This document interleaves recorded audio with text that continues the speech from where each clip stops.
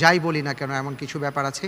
এর মধ্যে দেখা যায় যে জানাজার সালাত যখন আমরা আদায় করি তখন অনেকে লাশকে সামনে নিয়ে দোয়া করার চেষ্টা করেন, সম্মিলিত মোনাজাত করেন।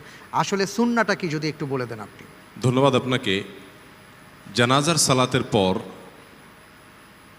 কোনো প্রকার দোয়া, সেটা সম্মিলিত হোক একাকী হোক, হাত তুলে দোয়া করা আল্লাহ সুবহানাহু ওয়া তাআলার কাছে মৃত ব্যক্তির জন্য, মুর্দার জন্য, যার জানাজার সালাত পড়া হলো তার জন্য, এটি রাসূল আকরাম সাল্লাল্লাহু আলাইহি সাল্লাম থেকে কোনো প্রকার হাদিস দ্বারা প্রমাণিত নয়।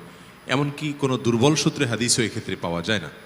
আর এই জন্য পৃথিবীর প্রায় সকল মত পথের প্রসিদ্ধ যতগুলো বলয় আছে মুসলিমদের, তার সকল ওলামা একরামের ঐক্যমতেই এই বিষয়টি বিদআত। মজার বিষয় হলো কয়েকটি বিষয় আছে যে বিষয়গুলো খুব হাতে গোনা, এগুলো বিদআত হওয়ার ব্যাপারে প্রায় মতপার্থক্য নেই বললেই চলে। আরব অনারব প্রায় সমস্ত সার্কেলের ওলামা একরামের দৃষ্টিতে বিদআত। জানাজার পরে সম্মিলিতভাবে হোক একাকী হোক, মুর্দার জন্য পৃথকভাবে নামাজের পরে আবার দোয়া করা, এটা বিদআত হওয়ার ব্যাপারে পৃথিবীর প্রায় কোনো ওলামা একরামের দ্বিমত নেই বললেই চলে। এর কারণ হলো জানাজার যে সালাত, এই সালাতকে বলা হয় আস-সালাতু আলাল মাইয়িত। হাদিসের ভাষা হলো এটি হুবহু। আস-সালাতু আলাল মাইয়িত মানে হলো মৃত ব্যক্তির জন্য দোয়া করা। তাহলে আমরা এই সালাতে আল্লাহ সুবহানাহু ওয়া তাআলার প্রশংসা করে তারপরে দুরূদ পড়ে এরপরে আমরা মুর্দার জন্য দোয়া করছি আল্লাহুম্মা গফিরলি হাইয়িনা ওয়া মাইয়িতিনা পুরাটা। তাহলে পুরা সালাতের আয়োজনটাই হলো এখানে মূলত দোয়ার জন্য, না রুকু আছে, না সিজদা আছে, না অন্য কোনো কিছু আছে। তাহলে সাধারণ সালাত নয়, বরং জানাজার সালাত বা জানাজার নামাজ এটি একটি দোয়ার অনুষ্ঠান। অতএব দোয়ার অনুষ্ঠানের পরে আবার নতুন করে দোয়া, এটার কোনো অর্থ হতে পারে না। তবে এটা ফরজ ওয়াজিব নয়, সুন্নাত নয়, এটা মুস্তাহাব। একটা হলো জানাজা দোয়া, আর তারপরে ইসালে সাবাব। এই দোয়াটা কেন করা হয় যদি বলেন কেন, এটা মুজাদ্দিদুজ্জামান তিনি করেছেন এবং তার খলিফারা করে এসছেন, আমরাও তাই করি, কিন্তু এটাকে ফরজ ওয়াজিব বলে মনে করি না, সেজন্য এটা বিদআত হবে না। এক নম্বর। দ্বিতীয় নম্বর কথা হচ্ছে, জানাজায় যত লোক শরীক থাকে, মাটি দেবার পর অত লোক আর হাজির থাকে না। কথা বুঝতে পারছেন না? তো আমার যিনি চলে গিয়েছেন তার দোয়া, তার দরকার হচ্ছে দোয়া। কিসের দোয়া দরকার? পয়সার দরকার না দোয়ার দরকার? দোয়ার দরকার। তাই এতগুলো লোক যত জামাত যত বড় হবে, দোয়া কবুলের সম্ভাবনা তত বাড়বে। কথা বলে না।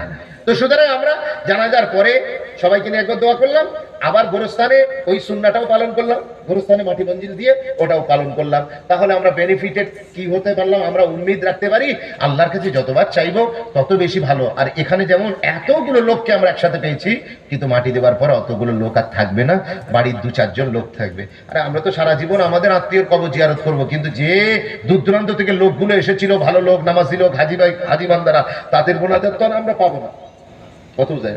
সুতরাং এই জন্য মৃত ব্যক্তির দিকে খেয়াল করে তার জন্য দোয়া জরুরি। এইসব বিষয়গুলো নিয়ে আপনার ফিতনা করে, এই কিয়াম টিয়াম নিয়ে দেখছেন না সোশ্যাল মিডিয়াতে কেমন চলছে, কথা বুঝতে পারছেন না? এসব নিয়ে বিতর্ক, এগুলো প্রতিষ্ঠিত জিনিস, এগুলো হয়ে আসছে।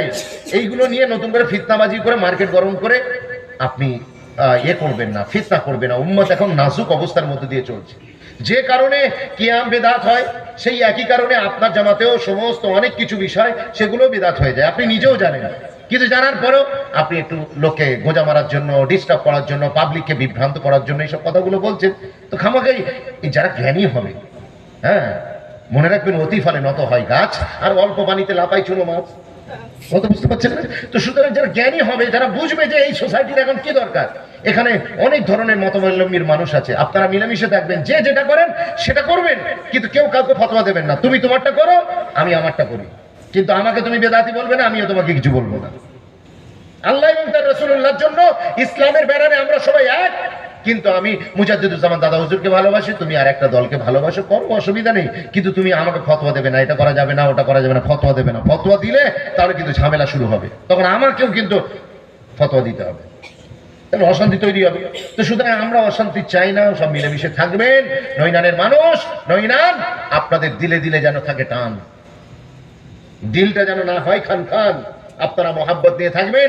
আমি বিদায় নিলাম, আমার বাড়ি হাওড়ার উনসানি, হয়তো আমার কথায় আপনাদের কারো গায়ে লাগলো চুলকানি, চলে যাব, হবে পেরেশানি, তবে টেনশন নেবেন না। শেষে কিছু আছে, বিরিয়ানি কিছু টেনশন নেবেন না, সান্ত্বনা প্রাইজ আছে। যাক, আপনারা সবাই একটু বিসমিল্লাহর সঙ্গে সূরা ফাতিহা একবার, সূরা ইখলাস 3 বার দুরূদ শরীফ পড়েন।